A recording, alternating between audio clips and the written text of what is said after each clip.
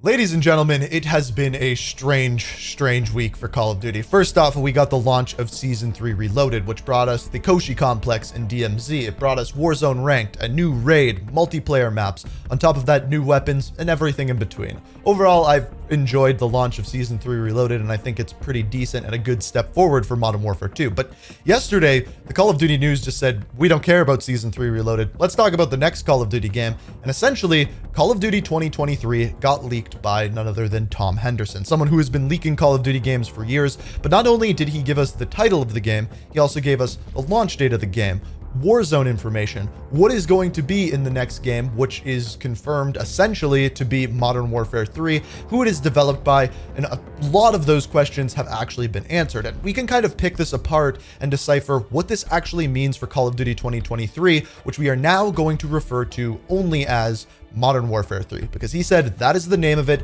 It is to be developed by Sledgehammer Games, and there's a whole lot more information that we have to dive into throughout this video. And I think a pretty good place to start is when it is coming out, when it is being announced, and then what is going to be inside of it. So let's start there.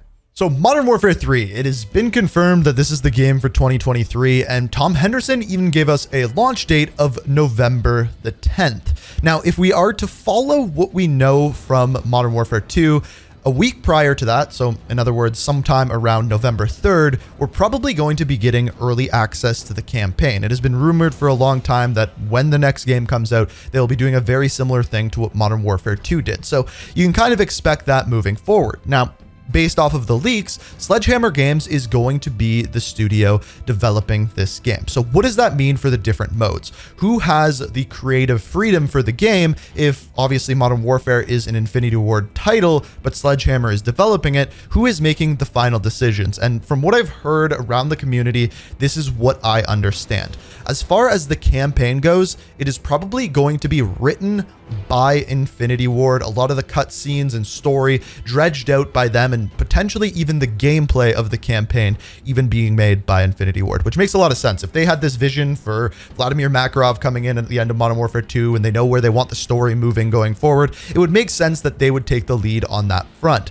Now, as far as multiplayer goes, this is where things get a little bit different, because yes, they might have a lot of the assets that Infinity Ward would use, like maps, things like that. But as far as creative freedom revolving around movement, gameplay, the way the gunfights work, perks, the way that loadouts work, everything like that is essentially up to Sledgehammer, which for a lot of people will be a really good thing. Personally, I believe if you take a Sledgehammer Call of Duty game and put it in a different setting other than World War II, I think that game actually has the potential to be pretty good. So from that side of things, this is a big thumbs up in my book. So if we essentially have Infinity Ward working on the campaign, Sledgehammer working on the multiplayer, what about co-op and everything like that? Essentially based off of Tom Henderson's leaks from yesterday, in Modern Warfare 3, there's going to be zombies. Now I've heard two sides of leaks on this. Number one, it's going to be a round-based zombies game. In other words, like we see with Treyarch and things like that. The other that I heard, and this is the more predominant one that we were seeing yesterday, is that Outbreak 2.0 is what is going to be that co-op mode. Now, if you don't remember, Outbreak was from Black Ops Cold War, and essentially what they were going with this was some sort of open world zombies game where you'd go through, you'd have objectives and things like that. However, I personally, and I tweeted about this yesterday, if you don't follow me on Twitter, be sure to check out my Twitter link down in the description. But what I said yesterday is I don't think Outbreak is going to be what we saw within Black Ops Cold War. Personally, what I think Outbreak is going to be is a new iteration of DMZ. Somehow they will work zombies into DMZ as the AI instead of soldiers, and then you will be fighting PvE and PvP amongst this Outbreak zombies world. Personally, this is something that I've heard behind the scenes that they've been working on for a very long period of time, and was the original reason why they started to work on AI in this way, was to kind of eventually bring this open world zombies game to fruition, and it be basically like a DayZ meets Escape from Tarkov meets DMZ kind of thing in the present Call of Duty game. I think this would be the best option for a new Outbreak type mode, and I think it could be very, very good if done properly. I think it could be better than current DMZ is, and if they work the zombies lore in there and everything like that, mystery boxes, all of that kind of stuff, I think this could be one of the coolest game modes we have ever seen within a Call of Duty game. Now, is that confirmed to be what it is? No, all we know based off of the leaks is that it's Outbreak 2.0, and it'll call it kind of follow the idea of what we saw with Outbreak in Black Ops Cold War. So we talked about the release date of November 10th, potentially getting the campaign a week before that.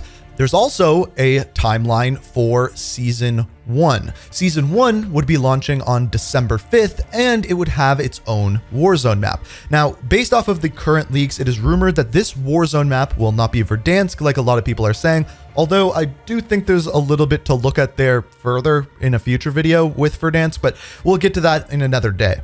However, the current rumor for this map is for it to be Los Alamos, which we saw within the campaign of Modern Warfare 2, and you could even find a map of Los Alamos within the campaign of the game laid out in a couple of different areas, and this is essentially what it looked like. So what we have answers for so far is the name of the game, who it is developed by, what we can expect from campaign, what we can expect from co-op, multiplayer, Warzone, and even potentially DMZ with zombies involved as well. Now I want to be clear in saying this, none of this has been officially confirmed by Infinity Ward, by Sledgehammer, by Activision, by anyone. This is leaks. However, these leaks are very, very reputable, and I wouldn't be surprised if these came true 100% of the way. Now, again, based off of these leaks, we are not going to be seeing anything about Modern Warfare 3 until early August, which lines up with the timeline that we have seen in the past little while. However, what I will say is that Activision has announced that they are going to be at Summer Games Fest, which takes place in early June. Now, there's two options as to what they could be announcing here.